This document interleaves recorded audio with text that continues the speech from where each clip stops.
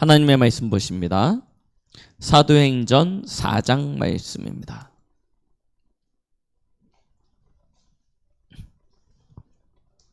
사도행전 4장 29절로 31절까지 말씀을 보십니다. 우리 찾으셨으면 같이 합독하십니다. 주여, 이제도 그들의 위협함을 굽어보시옵고 또 종들로 하여금 담대히 하나님의 말씀을 전하게 하여 주시오며 손을 내밀어 병을 낫게 하시옵고 표적과 기사가 거룩한 종 예수의 이름으로 이루어지게 하옵소서 하더라. 빌기를 다음에 모인 곳이 진동하더니 무리가 다 성령이 충만하여 담대히 하나님의 말씀을 전하니라. 아멘. 오늘 말씀 제목은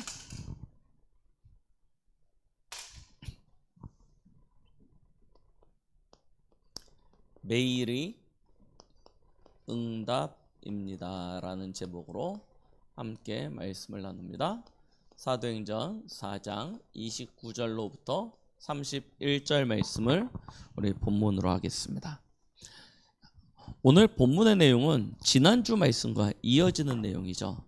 우리 지난주에 성전 미문이라고 불리는 그 문 앞에 앉아 있었던 우리 장애를 가졌던 사람이 예수 그리스도의 이름으로 치유되어지는 장면을 우리가 함께 말씀으로 나누었습니다.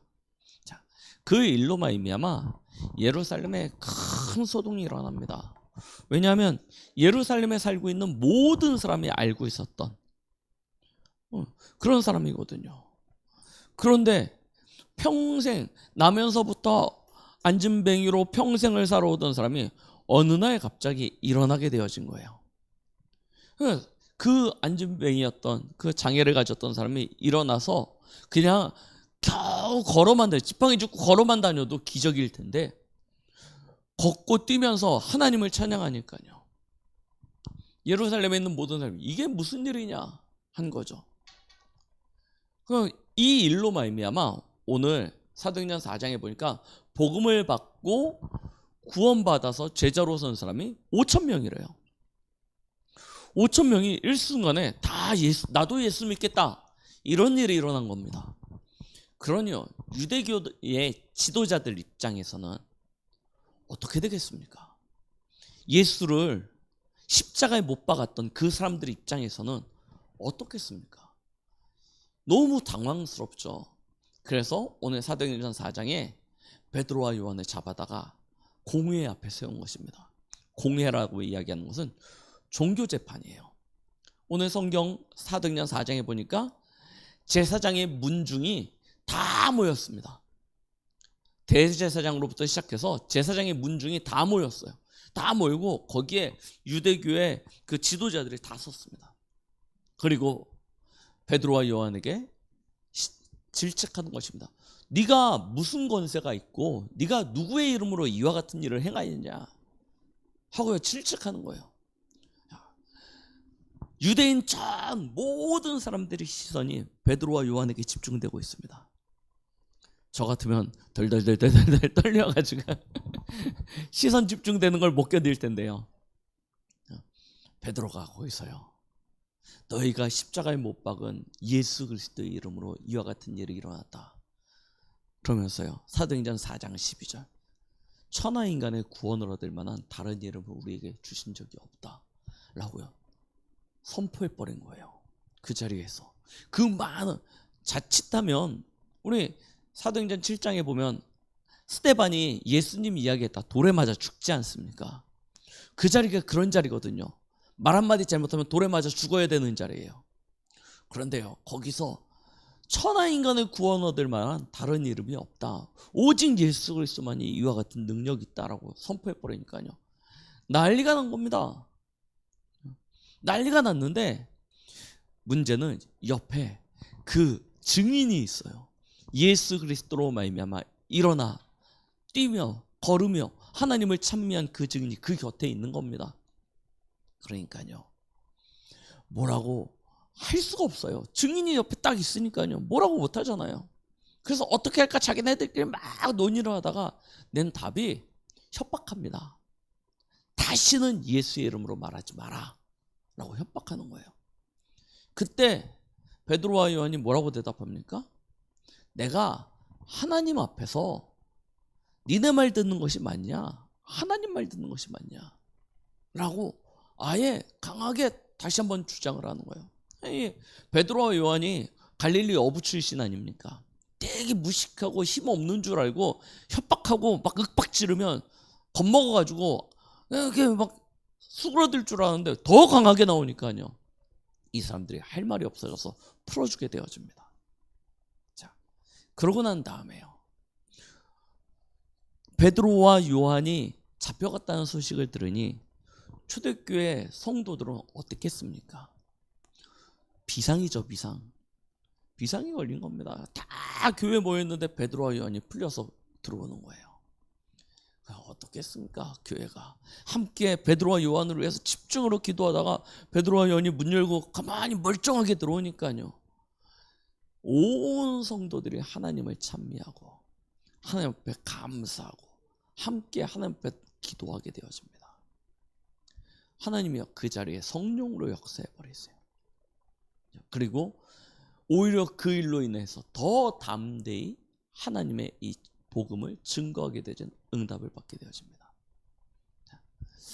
우리는 가끔 오해하는 경우가 있다니까요. 뭘 오해하냐면요,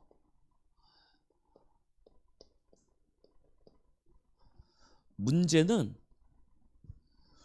위기고 갈등이고 어려운 뿐이지 문제가 하나님의 응답임을 거의 다 놓치고 있는 것입니다. 우리는 문제 따로 응답 따로라고 생각을 해요. 그래서 문제는 문제일 뿐이고 응답은 응답일 뿐이에요. 그럼 문제와 응답의 차이는 무엇일까요? 결국 내 생각이에요. 내 생각에 이건 문제야 하는 건 문제예요.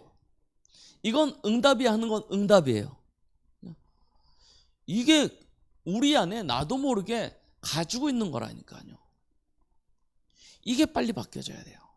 전에도 말씀드렸듯이 우리의 생, 사, 화, 복이 누구에게 있어요? 기억하시라니까요. 이 모든 것에 주관하시는 분이 계신다니까요. 그분이 하나님이십니다. 그 하나님이 나와 지금 함께하고 계세요. 그 하나님이 예레미야 33장 1절로 3절, 우리 장로님이 좋아하시는 말씀이죠. 일을 행하는 여호와, 그 일을 만들어서 성취하시는 여호와라고 하셨습니다. 그 일을 만들어서 진행하시고 성취하시는 분이 누구시냐면 하나님이시래요. 그 하나님이 나와 함께 하시면서 문제도 주실 수 있고 응답도 주실 수 있어요. 그런데 하나님이 우리에게 문제를 주시는 것이, 문제를 주시려고 문제를 주시겠습니까? 여러분들이 자녀들에게 때로는 심부름을 시키고 문제를 내고 하는 것이 한번 골탕 먹어봐라, 이거 가지고 한번 되게 당해봐라, 그러고 문제를 주십니까? 아니잖아요. 하나님의 모든 것은 결국 저와 여러분들을 복 주시려 하십니다. 그죠?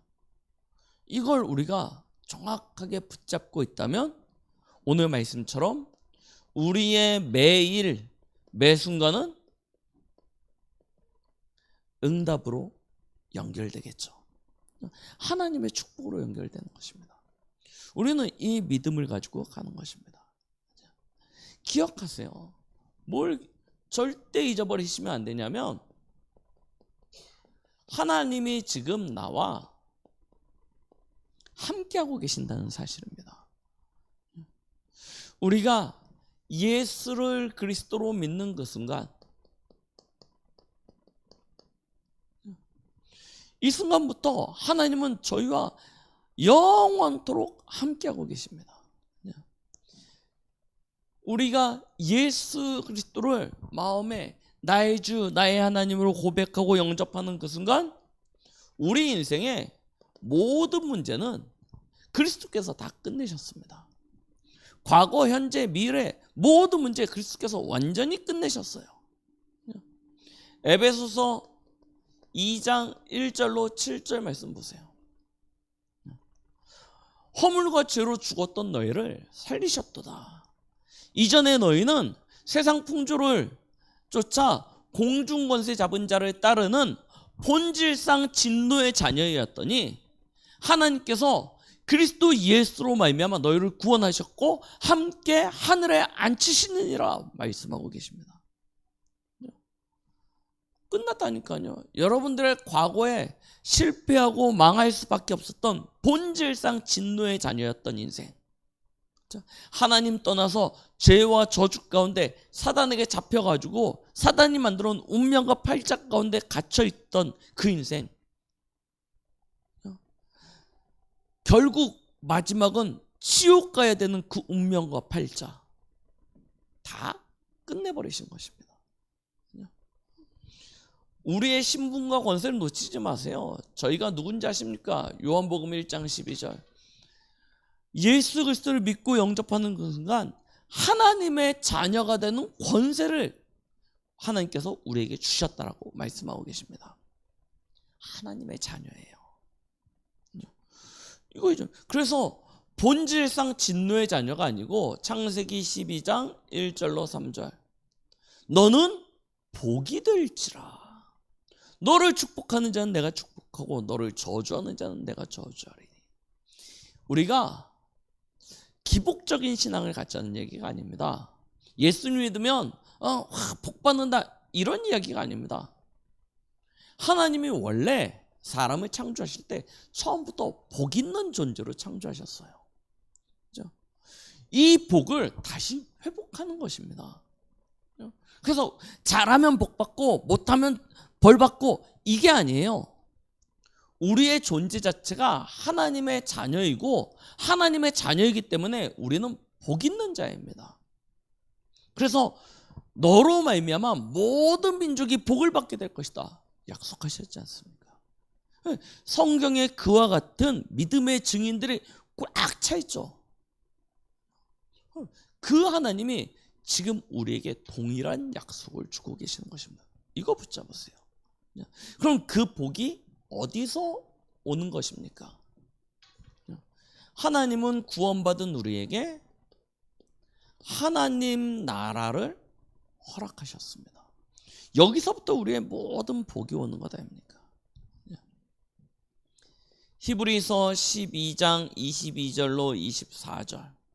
너희가 이룬 곳은 하나님의 도성, 새 예루살렘, 하나님의 나라라고 분명히 말씀하고 계십니다.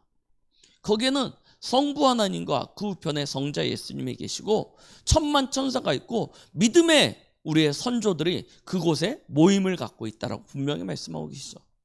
그곳에 우리가 이루었습니다. 그래서 빌립보서 3장 20절 우리의 시민권은 하늘에 있는지라 라고 말씀하고 계십니다. 우리의 시민권이 하늘에 있어요. 그 하나님의 나라를 예수님이 우리에게 약속하신 거예요. 예수님이 마지막 40일 동안 제자들을 모아놓고 하나님의 나라에 대해서 끊임없이 강론하셨다니까요. 이 축복이 여러분들의 것인 줄 믿으시기 바랍니다. 우리는 세상을 살고 있지만 우리의 배경, 우리의 그 소속은 하나님의 나라입니다. 그래서 세상 나라, 사단의 나라에 영향받지 않아요. 우리는 오히려 그 세상 나라와 흑암의 나라를 이길 수 있는 권세를 가지고 있죠. 어떻게 그 권세가 저와 여러분들에게 주어졌습니까? 예수 그리스도를 믿는 그 순간 하나님의 성령이 우리 안에 함께 하심으로 이 권세와 능력이 우리에게 주어진 줄 믿으시기 바랍니다.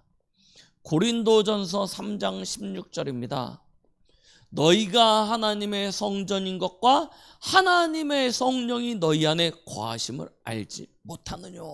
분명히 말씀하셨습니다. 하나님의 성령이 우리 안에 거하시고 계십니다. 고린도전서 2장 1절로부터 10절 말씀 보십시오. 하나님의 성령은 누구십니까? 하나님의 영 아닙니까? 사람의 깊은 것을 사람의 안에 있는 영 외에 누가 알리요? 이와 같이 하나님의 깊은 것도 하나님의 영 외에는 알 수 있는 자가 없다고 말씀하셨습니다. 그 하나님의 영이 하나님의 자녀를 위하여 하나님이 은혜로 예비하신 것들을 우리에게 알게 하신다라고 분명히 말씀하고 계세요. 그래서 요한복음 14장에 보면요, 예수님이 하늘로 올라가실 것을 이야기하시면서 내가 하늘로 올라가는 것이 너에게 훨씬 더 유익하다라고 말씀하십니다. 왜요? 하나님의 영을 우리에게 보내사 너희와 끝날까지, 세상 끝날까지 함께 하시겠다고 말씀하시는 것이죠. 뭐 하려고 함께 하십니까? 16절로부터 27절 말씀을 보니까 그가 내가 너희에게 가르친 모든 것을 생각날 수 있도록 너희에게 가르치겠다. 그리고 너희를 인도할 것이다 라고 분명히 말씀하십니다. 그러면서 너희에게 평안을 주노니 이 평안은 세상이 주는 것과 같지 않다. 그렇죠? 그와 같은 약속을 하시는 거죠. 하나님의 영이 우리를 가르치시고 우리를 인도하시는 것입니다. 그렇죠? 사도행전 1장 8절이죠. 그래서 말씀하시는 거예요. 오직 성령이 너희에게 임하시면 너희가 권능을 받게 되어질 것이다. 이 권능은 하나님의 영이신 성령으로부터 주어지는 하나님의 능력입니다. 그 권능을 받게 되어져서 예루살렘, 유다, 사마리아와 땅끝까지 이르러 내 증인이 될 것이라고 분명히 말씀하고 계시죠. 그렇죠? 기억하시라니까요. 여러분들의 과거, 현재, 미래 그리스도 안에서 다 끝났습니다. 그렇죠? 지금 여러분들이 선 곳은 어디냐? 하나님의 나라요. 하나님의 복이 여러분들에게 예비되어져 있고 그 축복 가운데 여러분들이 걸어가고 계시는 것입니다. 하나님의 성령이 여러분들의 능력이 되어질 것입니다. 이 사실만 정확히 붙잡으시면 돼요. 그러면 여러분들이 이 세 가지 사실을 딱 붙잡고 이 언약으로 집중하고 계시면 하나님의 나라로부터 여러분들에게 무한 능력이 공급되어지는 것을 알게 되어질 것입니다.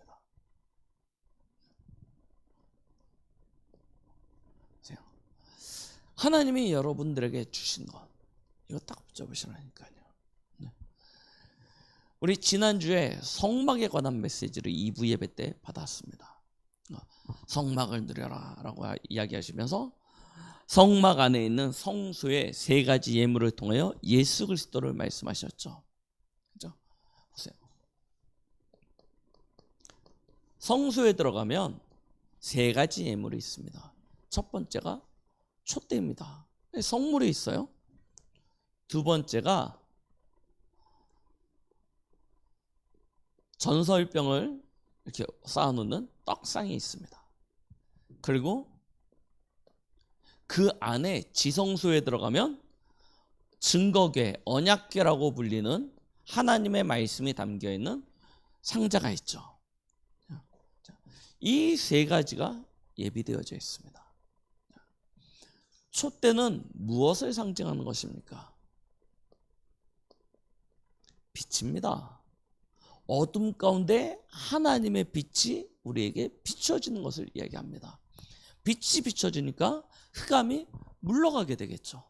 당연한 거 아닙니까? 떡상은 빛이 비춰지고 흑암이 물러가니까 우리에게 생명이 회복되어지겠죠. 그럼 생명이 회복되어지는 사람은 무엇 따라갑니까? 하나님의 말씀 따라가면 되는 것입니다. 이게 하나님 나라의 비밀입니다. 하나님이 우리에게 빛이 되어 주십니다. 하나님이 우리의 생명이 되십니다. 하나님이 우리의 말씀이요 하나님이 우리에게 말씀으로 가르치시고 인도하시는 것입니다. 그렇죠? 그러면 이 촛대를 통하여 상징하는 것이 무엇입니까? 우리는 왕 대신 예수 그리스도의 그 다스림과 통치 속에 살아간다는 것이죠. 하나님께서는 아들 대신 예수 그리스도에게 영광과 존귀에 관해 쓰시고 그의 손에 하나님 나라에 대한 규를 쥐어주시면서 모든 만물을 다스리고 통치하시는 만왕의 왕으로 만유의 주로 삼으셨습니다. 우리는 그의 다스림과 통치 아래에 있습니다. 그분이 우리를 위하여 일하신다는 거예요. 어떻게요? 히브리서 1장 13절을 보니까 모든 대적을 발등상 되게 하기까지 하나님께 꺾으신다라고 말씀하십니다. 또한 하나님의 자녀를 위하여 하나님이 천사를 보내사 도우시는 것에 대하여 말씀하고 계시죠. 이것이 우리가 누릴 수 있는 비밀입니다. 하나님 나라의 비밀. 모든 흑암을 물리치는 어둠을 물리치는 왕 대신 그리스도로 말미암아 우리는 우리의 삶과 현장 속에서 그 빛으로 흑암을 이기고 하늘 천군 천사의 도움으로 하나님의 말씀을 하나님의 뜻을 이루는 그런 축복을 누리게 되는 줄 믿으시기 바랍니다. 떡상 생명은 무엇입니까? 우리는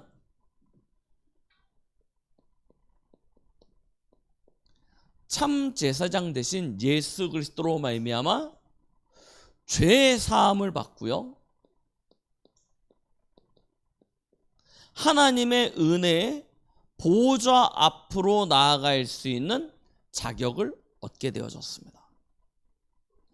지금도 우리는 연약하기 때문에 하나님의 자녀가 되고 구원을 받고 세계복음화를 위하여 산다고 얘기하지만 여전히 사는 그 시간들 속에서 생각이나 마음으로 혹은 행동으로 죄를 범할 때도 많습니다.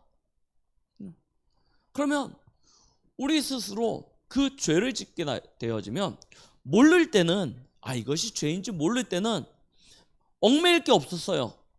이게 뭐야? 뭐 다 그렇게 하는데 뭐 하고 있을 때는 죄인지 모르니까 상관이 없는데요.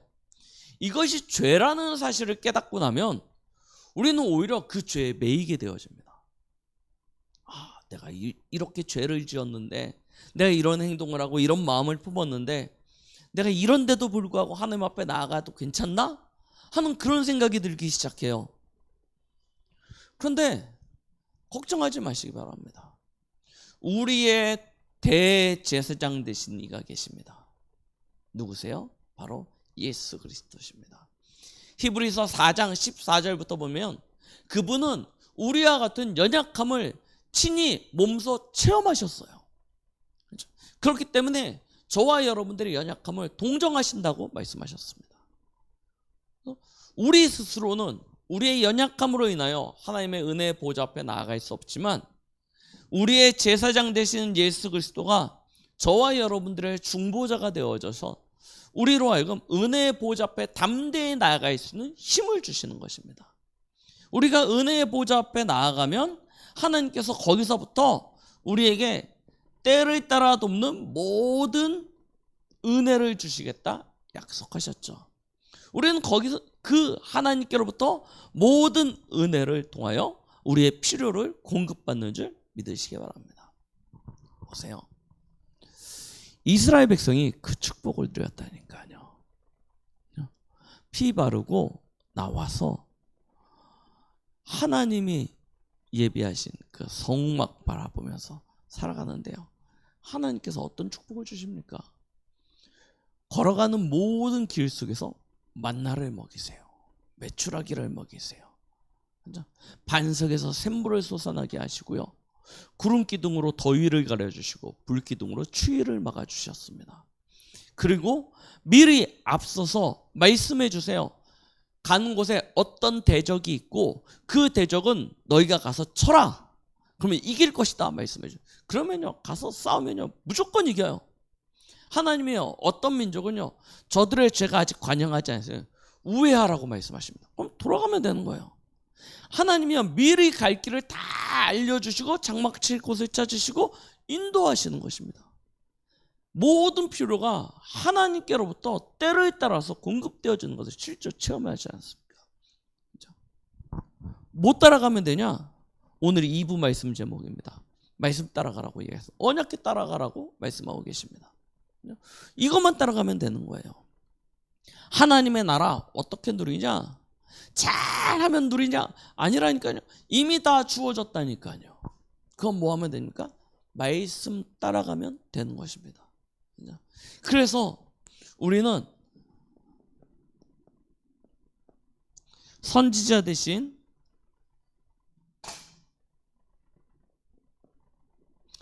그 예수 그리스도로 말미암아 우리에게 주시는 하나님의 말씀을 통하여 우리의 미래와 장래의 일들을 찾는 것이죠. 오늘 늘 불안하지 않습니까? 나의 미래가 어떻게 되어질지, 내가 어느 길로 가는 것이 맞는지, 내가 어떻게 해야지 좀 더 이렇게 형통할지, 이런 매일의 어떤 염려, 근심이 있지 않습니까? 걱정하지 마십시오. 말씀 따라가면 됩니다. 선지자 되신 그리스도께서 우리에게 말씀하고 계십니다. 매주 강단을 통해서 말씀하시고요. 성경을 읽을 때 우리의 마음과 생각을 감동하사 하나님의 뜻이 무엇인지 깨달아 알 수 있도록 가르쳐 주십니다. 그 말씀 따라가면 되는 거예요. 그때 하나님께서 우리의 인생에 길이 되어 주실 것입니다. 그분이 우리의 진리가 되어 주시고요. 그 안에서 우리가 생명의 모든 축복을 누리게 될 줄 믿습니다. 보세요.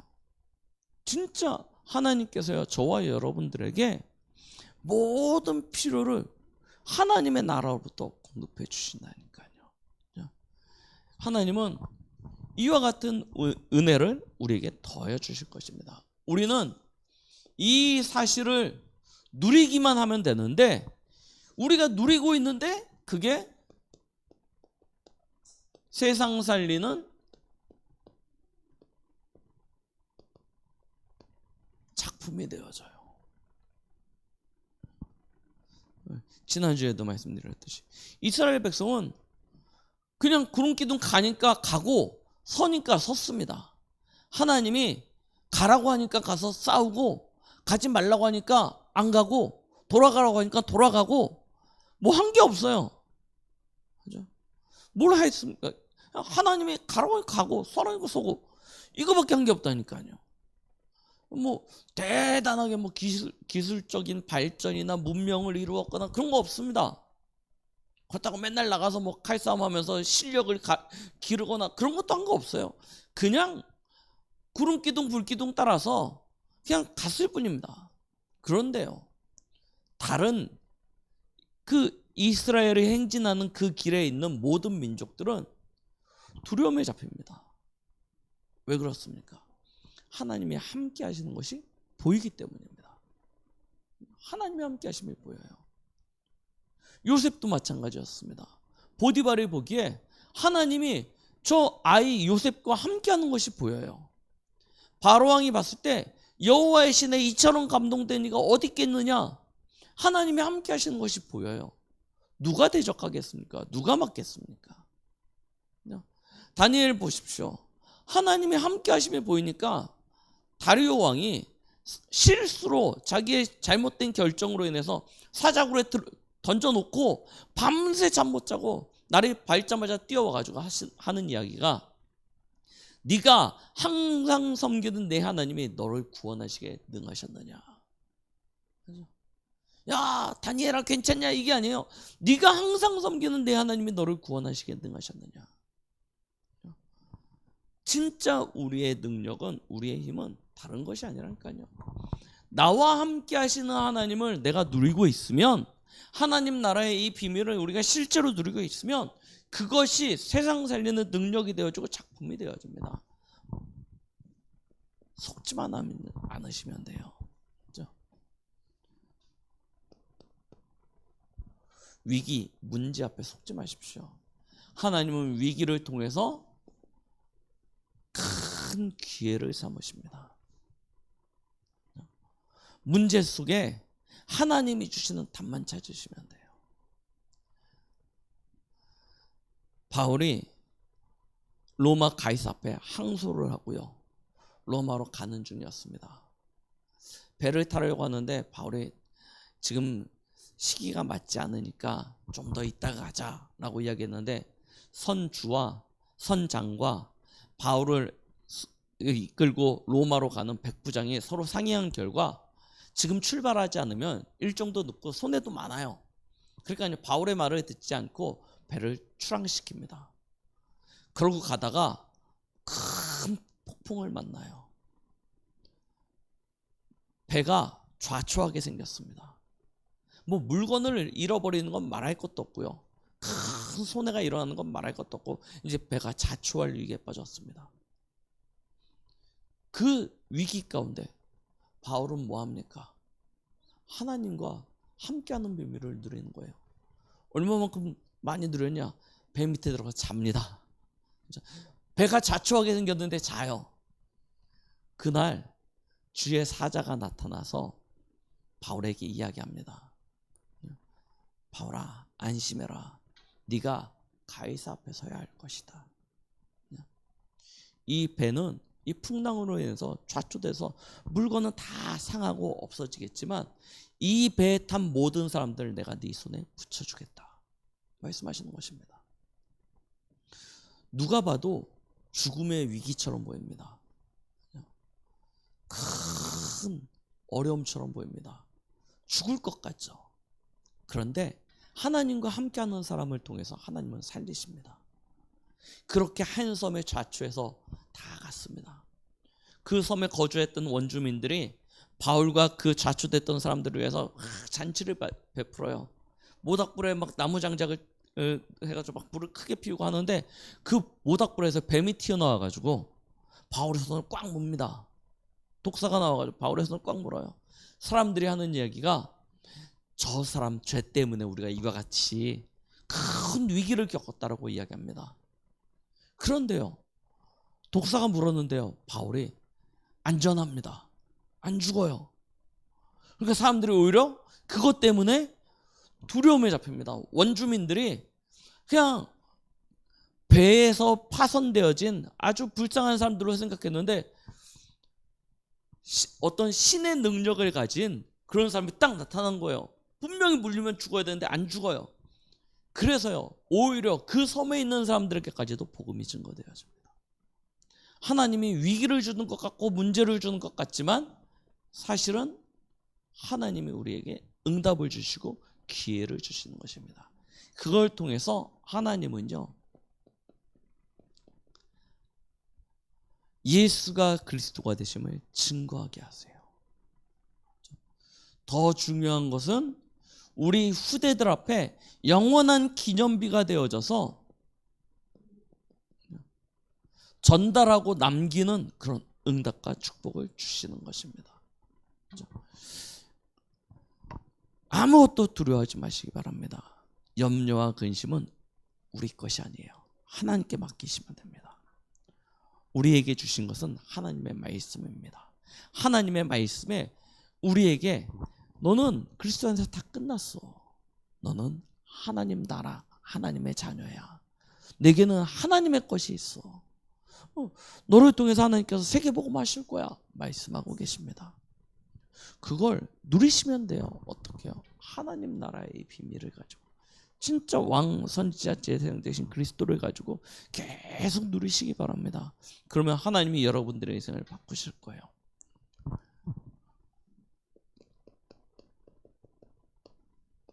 뭐 하지 마시라고요? 속지 마라.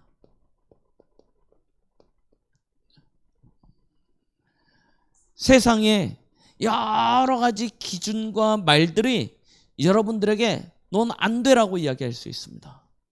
이건 문제야 라고 이야기할 수 있습니다. 그 이면에 사단이 여러분들을요 믿음으로 성장하지 못하도록 계속 방해하는 거예요. 그럼 뭘 붙잡으시면 됩니까? 여러분들은 하나님 나라의 백성임을 딱 붙잡으시기 바랍니다. 여러분들이 속한 것은 세상도 아니고 흑암의 나라도 아니에요. 하나님의 나라입니다. 이 비밀을 가지고요 여러분들의 24를 살리시기 바랍니다. 여러분들에게 주어진 하루 24시간, 그 시간들 속에서 여러분들의 마음과 생각을 틈타는 사단의 통로를 막아버리세요. 그리고 하나님을 향한 길을 활짝 여세요. 하나님께서 여러분들의 삶 속에 하나님의 시간이죠. 하나님의 능력입니다. 사람을 뛰어넘는 하나님의 능력으로 응답하실 것입니다. 그게 여러분들의 인생에 영원한 작품이 되게 하실 것입니다. 그래서 오늘 말씀의 키워드는 여기 있습니다. 24를 살려라. 하나님은 25로 응답하실 것이고 영원한 것으로 복 주실 것이다. 이거 딱 붙잡으세요. 그러면 여러분들의 매일이 응답으로 바뀌게 되어질 것입니다. 하루를 살면서 잠시의 시간에 딱 결단하세요. 이 시간은 하나님의 것이야 라고요 딱 결단하시고요 그 시간을 통해서 나를 치유하시고 살리세요. 그리고 하나님이 주시는 힘을 공급받으세요. 그 시간을 반드시 가지시기 바랍니다. 여러분들의 개인의 24 할 수 있는 그 시간 딱 만드세요. 그리고 여러분들이 가는 곳에 이 축복을 누릴 수 있는 그 시간, 그 장소를 딱 마련하세요. 길게 하실 것도 없습니다.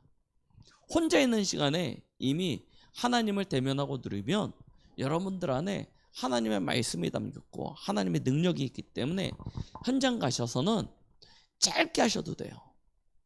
짧게 하셔도 돼요. 직장이나 학교나 우리 렘넌트들 가서 짧게 하나님을 대면, 안 되면 뭐 이렇게 사람들 눈치 보여서 안 되면 화장실 가서 하셔도 된다니까요. 짧게 뭐 3분 뭐 그보다 더 짧아도 상관없습니다. 말씀 기억하시고 짧게 기도하세요. 이게 어마어마한 여러분들의 인생에 힘이 되어질 것입니다. 그리고요 그 축복을 교회에 와서 계속 충전하세요. 혼자서 개인으로 하다 보면 어느 순간 방전되기 시작합니다. 혼자 하면요 방전되기 시작해요. 이 영적 은혜가요 어쩔 수 없습니다. 혼자서 영적 생활 아무리 잘한다고 하지만 하다 보면 방전되기 시작해요. 그래서 교회에 와서 충전하는 겁니다. 교회에 와서 충전하고 충전된 힘 가지고 현장 가서 그 힘으로 계속 승리하는 것입니다. 하나님께서 여러분들의 삶을 완전히 바꾸실 것입니다. 이 한 주간 언약 붙잡으시고 하나님의 나라 누리시면서 하나님이 주신 권능으로 매일의 하나님이 예배하신 응답을 누리는 24가 회복되어지는 축복이 있길 예수 그리스도 이름으로 축복드리겠습니다. 기도합니다. 하나님 아버지 감사드립니다. 오늘도 우리에게 주신 말씀과 같이 우리 강북동북의 모든 성도들, 특히 우리 렘넌트들 하나님의 것으로 24일 수 있도록 축복하여 주시옵소서. 하나님이 주시는 25의 그 보좌의 능력을 실제의 삶 속에서 누릴 수 있도록 축복하여 주시옵소서.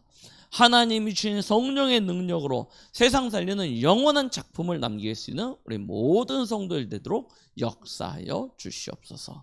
예수 그리스도 이름으로 기도드렸습니다. 아멘.